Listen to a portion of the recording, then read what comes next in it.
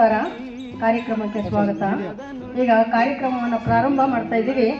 ಪ್ರಥಮವಾಗಿ ನಾಡದೇವಿ ಭುವನೇಶ್ವರಿಯ ಪೂಜೆಯನ್ನ ಮೇಡಮ್ ಸವಿತಾ ಅವರು ಮಾಡ್ತಾ ಇದ್ದಾರೆ. ಚಂದದ ಗುಡಿ ನಾವಾಡುವ ನುಡಿಯೇ ಕನ್ನಡ ನುಡಿ, ನಾವಿರುವ ತಾಣವೇ ಗಂಧದ ಗುಡಿ, ಅಂದದ ಗುಡಿ ಗಂಧದ ಗುಡಿ, ಚಂದದ ಗುಡಿ ಶ್ರೀಗಂಧದ ಗುಡಿ. ಧ್ವಜಾರೋಹಣ ಕಾರ್ಯಕ್ರಮ. ಧ್ವಜಾರೋಹಣ ಮಾಡುವವರು ಮಾತೃಛಾಯಾ ಸಂಸ್ಥೆಯ ಚೇರ್ಮನ್ರಾದ ಶ್ರೀಯುತ ಕೃಷ್ಣಮೂರ್ತಿಯವರು.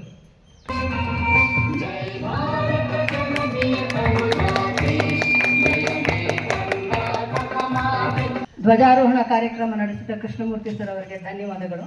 ಈಗ ನಾಡಗೀತೆ ಹಾಡುವವರು ಶ್ರೀಮತಿ ಸವಿತಾ ಕೃಷ್ಣಮೂರ್ತಿ, ಶ್ರೀಮತಿ ಪದ್ಮಾವತಿ ಹಾಗೂ ಶ್ರೀಮತಿ ಕಮಲಾ ಗೋಪಾಲ್. ಭಾರತ ಜನನಿಯ ತನುಜಾತೆ, ಜಯ ಹೇ ಕರ್ನಾಟಕ ಮಾತೆ, ಸರ್ವ ಜನಾಂಗದ ಶಾಂತಿಯ ತೋಟ, ರಸಿಕರ ಕಂಗಳ ಸೆಳೆಯುವ ನೋಟ, ಹಿಂದೂ ಕ್ರೈಸ್ತ ಮುಸಲ್ಮಾನ, ಪಾರಸಿಕ ಜೈನರು ಧ್ಯಾನ, ಜನಕನ ಹೋಲುವ ದೊರೆಗಳ ಧಾಮ, ಗಾಯಕ ವೈಣಿಕರ ರಾಮ, ಕನ್ನಡ ನುಡಿ ಕುಣಿದಾಡುವ ದೇಹ, ಕನ್ನಡ ತಾಯಿಯ ಮಕ್ಕಳ ದೇಹ, ಜೈ ಭಾರತ ಜನನಿಯ ತನುಜಾತೆ, ಜಯ ಹೇ ಕರ್ನಾಟಕ ಮಾತೆ. ಸಮಾರಂಭಕ್ಕೆ ನಾನು ನಮ್ಮ ಮಾತೃಛಾಯಾ ಟ್ರಸ್ಟ್ನ ಚೇರ್ಮನ್ರಾದ ಶ್ರೀಯುತ ಕೃಷ್ಣಮೂರ್ತಿ ಅವರನ್ನು ಮತ್ತು ಅವರ ಸಹಧರ್ಮಿಣಿ ಶ್ರೀಮತಿ ಸವಿತಾ ಕೃಷ್ಣಮೂರ್ತಿ, ಅವರ ಮಗ ಸುಧಾಂಶು, ಇವರೆಲ್ಲರನ್ನು ಹಾರ್ದಿಕವಾಗಿ ಸ್ವಾಗತಿಸುತ್ತೇನೆ. ಹಾಗೂ ಇಲ್ಲಿ ನೆಲೆಸಿರುವ ಸಹ ನಾಗರಿಕ ಸದಸ್ಯರುಗಳು, ನನ್ನ ಒಡನಾಡಿಗಳು ಎಲ್ಲರಿಗೂ ಕೂಡ ನಾನು ಸ್ವಾಗತವನ್ನು ಬಯಸ್ತೇನೆ. ಹಾಗೆ ಇಲ್ಲಿಯ ಸಿಬ್ಬಂದಿ ವರ್ಗದವರು ಕೂಡ ಬಹಳ ಶ್ರಮವಹಿಸಿ ಇಲ್ಲಿ ಬಣ್ಣ ಬಣ್ಣದ ಚಿತ್ತಾರಗಳನ್ನು ಮೂಡಿಸಿದ್ದಾರೆ. ಇವೆಲ್ಲಕ್ಕೂ ಬಹಳನೇ ಶ್ರಮ ವಹಿಸಿದ್ದಾರೆ ಬೆಳಿಗ್ಗೆಯಿಂದ ಅವರುಗಳಿಗೂ ಸಹ ನಾನು ಸ್ವಾಗತವನ್ನು ಕೊಡ್ತೀನಿ. ಕರ್ನಾಟಕ ಉಸಿರಾಗಲಿ ಕನ್ನಡ, ಹಸಿಗೋಡೆಯ ಹರಳಿನಂತೆ ಹುಸಿ ಹೋಗದ ಕನ್ನಡ, ಹೊಸದ ಹಾಗೆ ಹುರಿಕೊಳ್ಳುವ ಗುರಿಗಾಡುವ ಕನ್ನಡ, ಗುರಿತೋದದ ಪರಿಣತಮತಿ ಅರಿತವರಿಗೆ ಹೊಂಗೊಣ, ಹೆಸರಾಯಿತು ಕರ್ನಾಟಕ ಉಸಿರಾಗಲಿ ಕನ್ನಡ, ಹಸಿಗೋಡೆಯ ಹರಳಿನಂತೆ ಹುಸಿ ಹೋಗದ ಕನ್ನಡ, ಹುಸಿ ಹೋಗದ ಕನ್ನಡ, ಹುಸಿ ಹೋಗದ ಕನ್ನಡ. 1973 ನವೆಂಬರ್ 1ರಂದು ಕರ್ನಾಟಕ ಎಂದು ಹೆಸರಿಡಲಾಗಿತ್ತು. ಮತ್ತು ಭುವನೇಶ್ವರಿ ನಾಡು, ಕನ್ನಡ ನಾಡು, ಶ್ರೀಗಂಧದ ನಾಡು, ಕರ್ನಾಡು, ಸುಂದರವಾದ ಎಂದೆಲ್ಲ ನಮ್ಮ ಕನ್ನಡ ನಾಡನ್ನು ಕರೆಯುತ್ತಿದ್ದಾರೆ. ಸುಂದರವಾದ ನದಿ, ಬೆಟ್ಟ, ಗುಡ್ಡಗಳಿಂದ ಕೂಡಿದ ನಮ್ಮ ಈ ಕನ್ನಡ ನಾಡು ಕಾವೇರಿ, ನೇತ್ರಾವತಿ, ತುಂಗಭದ್ರಾ ಮೊದಲಾದ ಪವಿತ್ರವಾದ ನದಿಗಳು ಹರಿಯುತ್ತಿರುವ ನಮ್ಮ ಈ ಕನ್ನಡ ನಾಡು ದಾಸವರೇಣ್ಯರು, ಬಸವಣ್ಣನವರು, ಅಕ್ಕಮಹಾದೇವಿ ಮೊದಲ ಶಿವಶರಣರು, ಮಹಾಕವಿಗಳಾದ ಕುವೆಂಪು, ಮಾಸ್ತಿ ವೆಂಕಟೇಶ್ವರಯ್ಯ, DVಜಿಯವರು, ಇವರೆಲ್ಲ ನಮ್ಮ ಪ್ರಿಯ ಕವಿಗಳು. ಈ ನಾಡಿನಲ್ಲಿ ಆಳಿ ಹೋಗಿದ ಮಹಾವೀರ ವನಿತೆಯರಿವರು. ಈ ಸಂಸ್ಥೆಯ ಅಧ್ಯಕ್ಷರಾದ ಕೃಷ್ಣಮೂರ್ತಿಯವರು ಅವರು ನಡೆಸುತ್ತಿರುವ ಈ ಆಶ್ರಮದಲ್ಲಿ ನಮ್ಮಂಥ ಹಿರಿಯರಿಗೋಸ್ಕರ ಪ್ರತಿಯೊಂದು ಹಬ್ಬ ಹರಿದಿನಗಳನ್ನು ನಡೆಸಿ ನಮಗೆಲ್ಲ ನೆಮ್ಮದಿ, ಶಾಂತಿ ಸಿಗುವಂತೆ ಮಾಡುತ್ತಿರುವ ಅವರಿಗೆ ತುಂಬ ಧನ್ಯವಾದಗಳು. ಈ ಸಂಸ್ಥೆಯ ಉಸ್ತುವಾರಿ ವಹಿಸಿಕೊಂಡಿರುವ ಮ್ಯಾನೇಜರ್ ಗುರು ಪ್ರಸಾದ್ ಅವರಿಗೆ ಧನ್ಯವಾದಗಳು. ಈಗ ಮತ್ತೊಂದು ಕನ್ನಡದ ಗೀತೆ, ಕನ್ನಡವನ್ನು ಕುರಿತಾದ ಗೀತೆ ಕವಿ ಸಿದ್ದಯ್ಯ ಪುರಾಣಿಕ ಅವರ ಹೊತ್ತಿತು ಕನ್ನಡದ ದೀಪ ಹಾಡುವವರು ಶ್ರೀಮತಿ ಸರಸ್ವತಿಯವರು, ನಮ್ಮ ಸಂಸ್ಥೆಯ ಹಿರಿಯ ನಾಗರಿಕ. ಹೊತ್ತಿತೋ ಹೊತ್ತಿತೋ ಕನ್ನಡದ ದೀಪ, ಮುಗೀತೋ ಮುಗೀತೋ ಶತಮಾನಗಳ ಶಾಪ. ಕಣ್ಣು ಕುಕ್ಕಿಸುವಂತೆ ದೇದೀಪ್ಯಮಾನ, ಹರ್ಷ ಉಕ್ಕಿಸುವಂತೆ ಶೋಭಾಯಮಾನ. ನೃತ್ಯ ಪಟುಗಳೆಂದೇ ಕರೆಯಬಹುದಾದ ಕುಮಾರಿ ಪ್ರೇಮಿಕಾ ಮತ್ತು ಕುಮಾರಿ ಬಿನೀತಾ ಅವರಿಂದ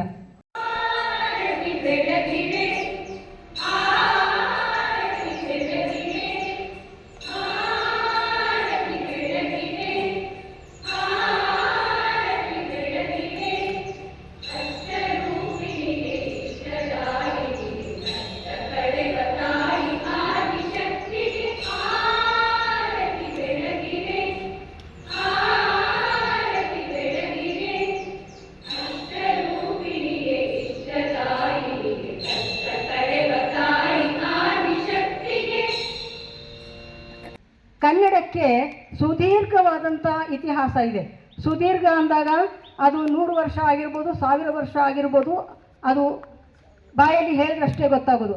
ದ್ರಾವಿಡರು ಮೊಟ್ಟ ಮೊದಲಿಗೆ ನಮ್ಮ ದೇಶಕ್ಕೆ ಬಂದ ಕಾಲದಿಂದಲೂ ಕೂಡ ದ್ರಾವಿಡ ಭಾಷೆಗಳಲ್ಲಿ 2ನೆಯ ಹಳೆಯ ಭಾಷೆ ಕನ್ನಡ ಅಂತ ಕೆಲವು ಕಡೆ ಇದೆ, ಮೊದಲನೆಯ ಭಾಷೆ ಅಂತಲೂ ಇದೆ.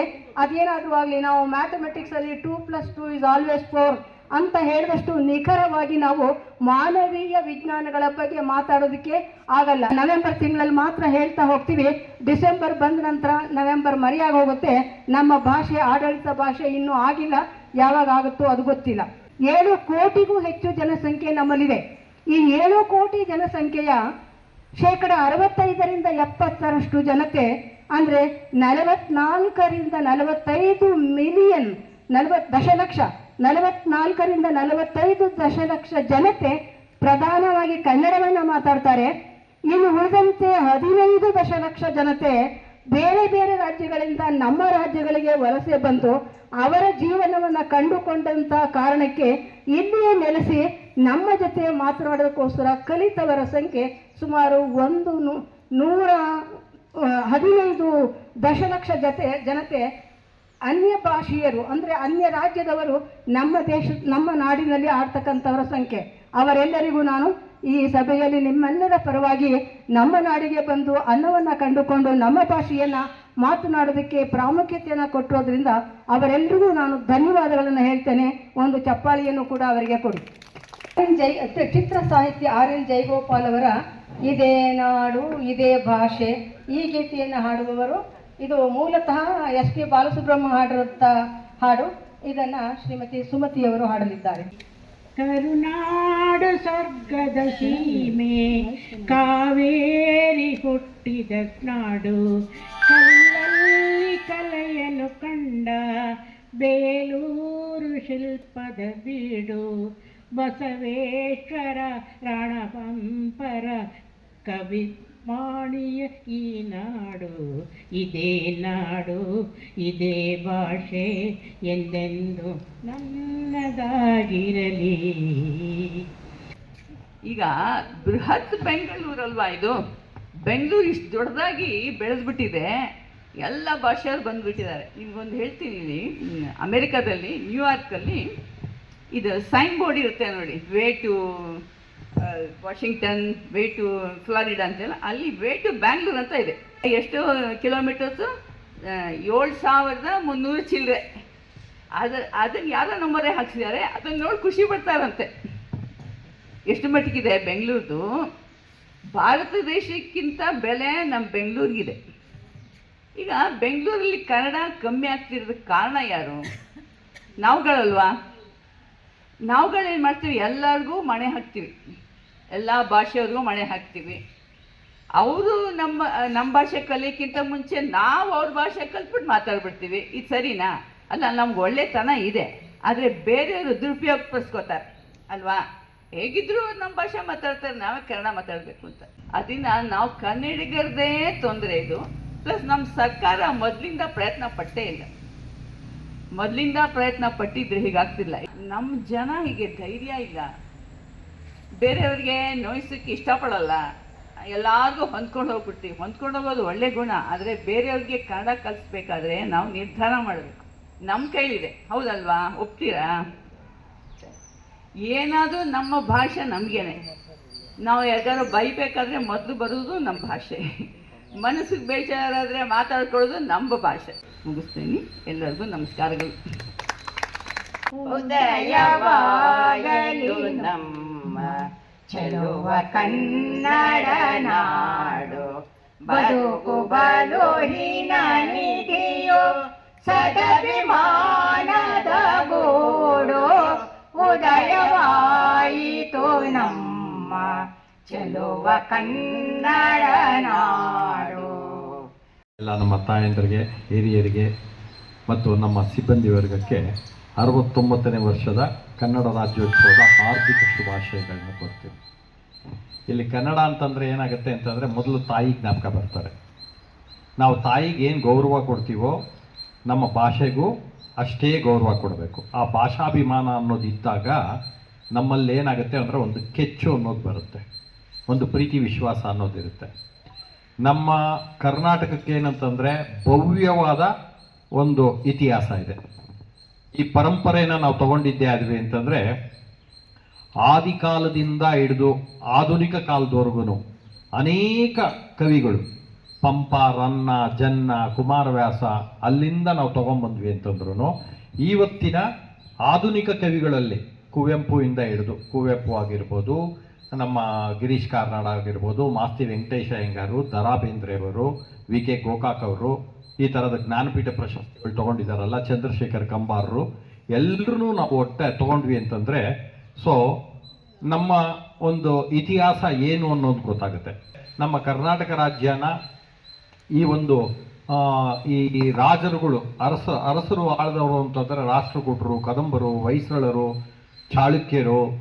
ಸೊ ಈ ರೀತಿ ಇದು ವಿಜಯನಗರ ಸಾಮ್ರಾಜ್ಯ ಅನ್ನೋಂಥದ್ದು. ಇದನ್ನೆಲ್ಲ ನಾವು ನೋಡಿದ್ವಿ ಅಂತಂದರೆ ಒಂದು ಕಾಲಕ್ಕೆ ಮುತ್ತು, ರತ್ನ, ವಜ್ರ, ವೈಡೂರ್ಯಗಳನ್ನ ಫುಟ್ಪಾತಲ್ಲಿ ತರಕಾರಿಗಳು, ಗುಡ್ಡೆ ತರಕಾರಿಗಳು ಇಟ್ಕೊಂಡು ಮಾರ್ತಾ ಇದ್ರಂತೆ. ಯಾರಾದರೂ ಹೋಗಿ ನೀವು ಹಂಪಿನಲ್ಲಿ ನೋಡಿದ್ರಿ ಅಂತಂದರೆ ಇವತ್ತು ಆ ಒಂದು ಸಂತೆದು ಒಂದು ಇರೋವಂಥದ್ದು ಒಂದು ಮಾರ್ಕೆಟ್ ಕಾಣಿಸುತ್ತೆ.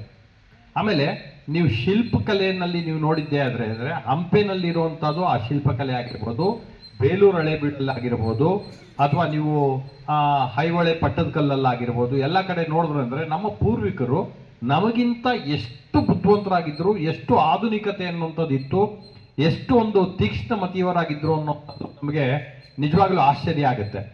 ಬ್ರಿಟಿಷರು ನಮ್ಮನ್ನು ಆಳಕ್ಕೆ ಬಂದಾಗ ಇದು ಕರ್ನಾಟಕ ಕನ್ನಡದೊಂದೇ ಅಲ್ಲ, ನೀವು ತಮಿಳ್ನಾಡಿಗೆ ಹೋಗಿರ್ಬೋದು, ಅಥವಾ ಕೇರಳಲ್ಲಿ ಹೋಗಿರ್ಬೋದು, ಇದರಲ್ಲಾಗಿರ್ಬೋದು, ಮಹಾರಾಷ್ಟ್ರಲ್ಲಾಗಿರ್ಬೋದು. ಆದರೆ ನಮ್ಮಷ್ಟು ಇನ್ನೂ ಅಧ್ವಾನ ಆಗಿಲ್ಲ ಅದು. ಬಟ್ ಚೆನ್ನಾಗಿದೆ. ಬಟ್ ಏನಾಗಿದೆ ಅಂದರೆ ಪ್ರತಿಯೊಂದು ಭಾಷೆನಲ್ಲೂ ನಾವೇನಂದರೆ ಇಂಗ್ಲೀಷ್ ಪದಗಳನ್ನ ಸೇರಿಸ್ತಾ ಇರ್ತೀವಿ. ಯಾಕೆಂದರೆ ಅವರು ನಮ್ಮನ್ನು ಆಳಿದ್ದಾರೆ, 200 ವರ್ಷಗಳ ಕಾಲ ಆಳಿದ್ದಾರೆ. ನೀವು 1 ನಿಮಿಷ ಕನ್ನಡನ ಸ್ಪಷ್ಟವಾಗಿ ಯಾವುದೇ ಒಂದು ಆಂಗ್ಲ ಭಾಷೆನ ನಾವು ಉಪಯೋಗಿಸ್ತೀರ ಮಾತಾಡೋದಕ್ಕೆ ಅಂತಂದರೆ ಪ್ರೈಸ್ ಕೊಡ್ತೀವಿ ಅಂತಂದ್ರೂ ಮಾತಾಡೋದು ಕಷ್ಟ ಆಗಲ್ಲ. ನಮ್ಮ ಸರ್ಕಾರ ಕನ್ನಡ ಮಾಧ್ಯಮಕ್ಕೆ ಶಾಲೆಗಳಿಗೆ ಹೆಚ್ಚಿಗೆ ಪ್ರೋತ್ಸಾಹ ಕೊಡಬೇಕು. ಇವತ್ತೇನಾಗಿದೆ ಅಂತಂದರೆ ಈ ಆಧುನಿಕತೆ ಪ್ರತಿಯೊಬ್ಬರಿಗೂ ಕಾನ್ವೆಂಟಿಗೆ ಸೇರಿಸ್ಬೇಕು, ಪ್ರತಿಯೊಬ್ಬರಿಗೂ A for apple, B for ball, ಇನ್ನೊಂದು B for boat, C for cat ಇದೇ ಹೇಳ್ತಾರೆ ಹೊರತು ಈ ಕನ್ನಡದ ಅಕ್ಷರಮಾಲೆ ಅಮ್ಮ ಎಂಬುದು ಕಂದದ ಕರಳಿನ ಕರೆಯೋಲೆ.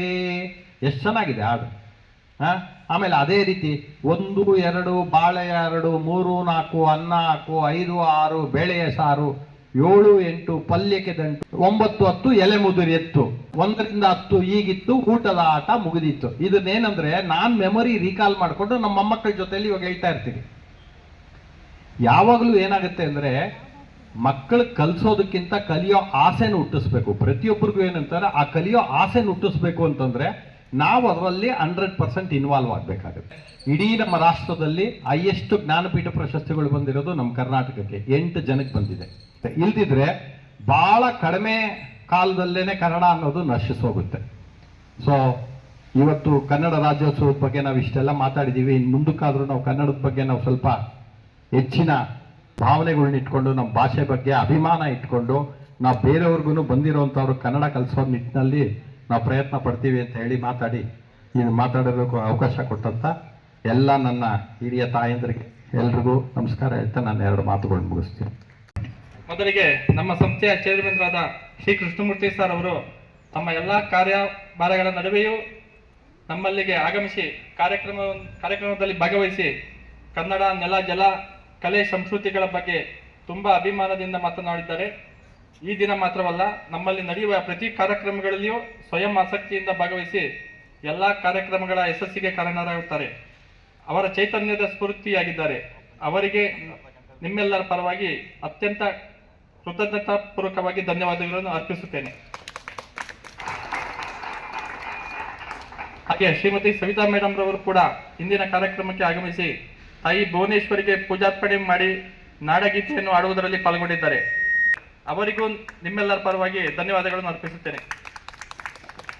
ಸ್ವಾಮಿನಿ ಲೀನಾತ್ಮಾನಂದ ಸರಸ್ವತಿಯವರು ನಮ್ಮ ಸಂಸ್ಥೆಯ ಪ್ರವೇಶ ಪಡೆದ ಮೇಲೆ ಭಗವದ್ಗೀತಾ ತರಗತಿಗಳನ್ನು ನಡೆಸುವುದರ ಮೂಲಕ ನಮ್ಮ ಸಂಸ್ಥೆಯ ಆವರಣದಲ್ಲಿ ಧನಾತ್ಮಕ ವಾತಾವರಣವೇ ಸೃಷ್ಟಿಯಾಗಿದೆ. ಅವರು ಕನ್ನಡದ ಅಭಿಮಾನಿಗಳೂ ಹೌದು. ಅವರು ಇಂದಿನ ಕಾರ್ಯಕ್ರಮಕ್ಕೆ ಆಗಮಿಸಿ ನಮಗೆ ಹಿತವಚನಗಳನ್ನು ಹೇಳಿದ್ದಾರೆ. ಅವರಿಗೂ ಎಲ್ಲರ ಪರವಾಗಿ ಶಿರಬಾಗಿ ವಂದಿಸುತ್ತೇನೆ. ಇನ್ನು ಕನ್ನಡಾಭಿಮಾನದ ಗೀತೆಗಳನ್ನು ಆಡುವುದರಲ್ಲಿ ಪಾಲ್ಗೊಂಡ ನಮ್ಮ ಹಿರಿಯ ನಾಗರಿಕರಾದ ಶ್ರೀಮತಿ ಕಮಲಾ ಗೋಪಾಲ್, ಶ್ರೀಮತಿ ಪದ್ಮಾವತಿ, ಶ್ರೀಮತಿ ಸುಮತಿ ಹಾಗೂ ಶ್ರೀಮತಿ ಸರಸ್ವತಮ್ಮ ಅವರಿಗೆ ಅತ್ಯಂತ ಪ್ರೀತಿಪೂರ್ವಕ ಧನ್ಯವಾದಗಳನ್ನು ಹೇಳುತ್ತೇನೆ. ಕನ್ನಡ ನಾಡಿನ ಎಲ್ಲ ಶಕ್ತಿ ಸ್ವರೂಪಿಯಾದ ಎಲ್ಲ ದೇವಿಯರಿಗೆ ಆರತಿ ಬೆಳಗುವ ನೃತ್ಯ ಪ್ರದರ್ಶಿಸಿದ ಕುಮಾರಿಯರಾದ ಪ್ರೇಮಿಕಾ ಹಾಗೂ ಬಿನಿತಾ ಅವರಿಗೂ ವಂದನೆಗಳು. ಇದು ಕಾರ್ಯಕ್ರಮದ ಯಶಸ್ಸಿಗೆ ಕಾರಣವಾದ ನಿಮ್ಮೆಲ್ಲರಿಗೂ ಧನ್ಯವಾದಗಳನ್ನು ಅರ್ಪಿಸುತ್ತೇನೆ. ಒಂದು ಕಾರ್ಯಕ್ರಮನ ನಡೆಸ್ಕೊಡ್ಬೇಕು, ಆರಂಭದಿಂದ ಅಂತ್ಯದವರೆಗೂ ನಡೆಸೋದಕ್ಕೆ ಮೂಲ ಪುರುಷರು ಯಾರಾದರೂ ಇರಬೇಕಾಗತ್ತೆ. ಆ ಮೂಲ ಪುರುಷರಲ್ಲಿ ನಮ್ಮ ಪುಟ್ಟಯಮ್ಮ ಅವರು ಇವತ್ತು ಮೊದಲಿಂದ ಏನಂತಂದ್ರೆ ಆ ಉತ್ಸಾಹ ಇದೆ. ಆ ಉತ್ಸಾಹಕ್ಕೆ ನಮಗೆ ನಾವು ಚಿರಋಣಿಗಳಾಗಿದ್ದೀವಿ. ಅದ್ರ ಜೊತೆನಲ್ಲಿ ಎಲ್ಲರನ್ನೂ ಒಟ್ಟಾರೆ ತಗೊಂಡು ಎಲ್ಲರನ್ನೂ ಜೊತೆನಲ್ಲಿ ತಗೊಂಡು ಅವರು ಈ ಒಂದು ಕಾರ್ಯಕ್ರಮನ ಯಶಸ್ವಿಯಾಗಿ ನಡೆಸ್ಕೊಟ್ಟಿದ್ದಾರೆ. ನಮ್ಮ ಮಾತೃಛಾಯಾ ಪರವಾಗಿ, ನಮ್ಮೆಲ್ಲ ತಾಯಂದ್ರ ಪರವಾಗಿ, ಎಲ್ಲ ನಮ್ಮ ಸಿಬ್ಬಂದಿ ವರ್ಗದ ಪರವಾಗಿ ಅವರಿಗೆ ವಂದನೆಗಳನ್ನ. Thank you. ಬಾರಿಸು ಕನ್ನಡ ಡಿಂಡಿಮವ, ಓ ಕರ್ನಾಟಕ ಹೃದಯ ಶಿವ.